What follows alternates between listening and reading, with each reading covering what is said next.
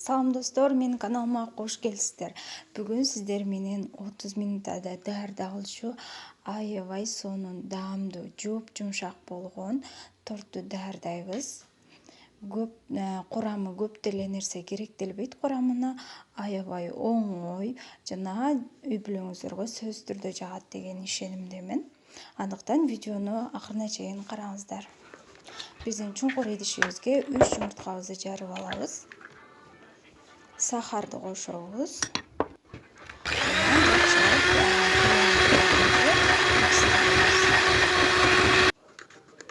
Мисилип алгандан кийин айранга бир кашык, кичинекей кашык соданы кошуп көптүрүп алабыз дагы, кошуп алабыз массабызга.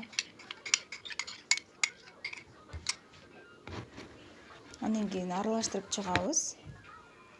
Жана суюк майыбызды кошобуз. Растительное масло коштум. Жана да бир жолу аралаштырабыз дагы, ванилин кошобуз. Андан кийин унубузду электин көзүнөн өткөзүп алабыз. Бөлүп өткөзүп чыктым.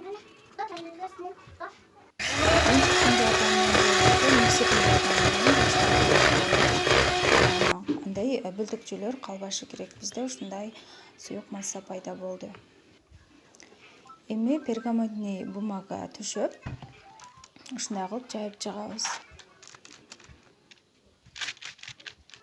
Барыгына тегиз кылып, төрпүштө кылып жайып 180 градуста 10 минутта бышырабыз. Бети кызарганча жарым биздин камырыбызга какао кошуп, аны дагы бышырып алабыз. Бул биринчи кошубуз бышып чыкты. Эми экинчисин какао кошулган биздин камырыбызды дагы бышырып алабыз.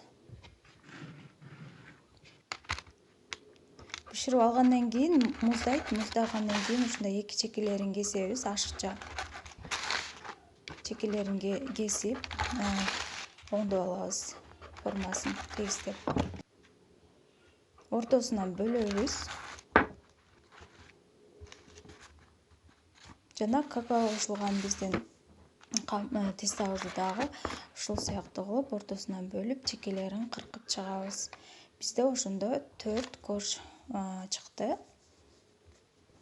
Эми мен 33% сливкини пайдаландым, кремини. Сиздер сметана деле пайдалансаңыздар боло берет. Биринчи кошубузга ушинтип жакшылап көптөн салып шыбап алдым. Акыркы кош бетин жакшылап крем менен шыбап чыгабыз. Чекелеринен алып койгон жана кесип алган биздин коштордун кыркындыны майдалап алып, ушундай алып бетин кооздоп чыгабыз. Бетин кооздоо өзүңүздүн фантазияңызга да жараша, каалагандай кооздосоңуз болот. Мен ушундай кылып кооздоп чыктым.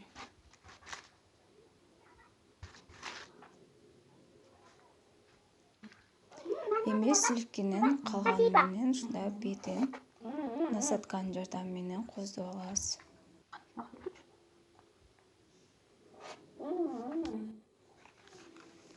Биздин торт даяр болду. Аябай тез убакытта даяр болот. Мен кечинде бышырып койдум торту. Эртең менен кечейин турат менде холодильникте. Андан кийин чогуу биргеликте азыр кесе турган болобуз.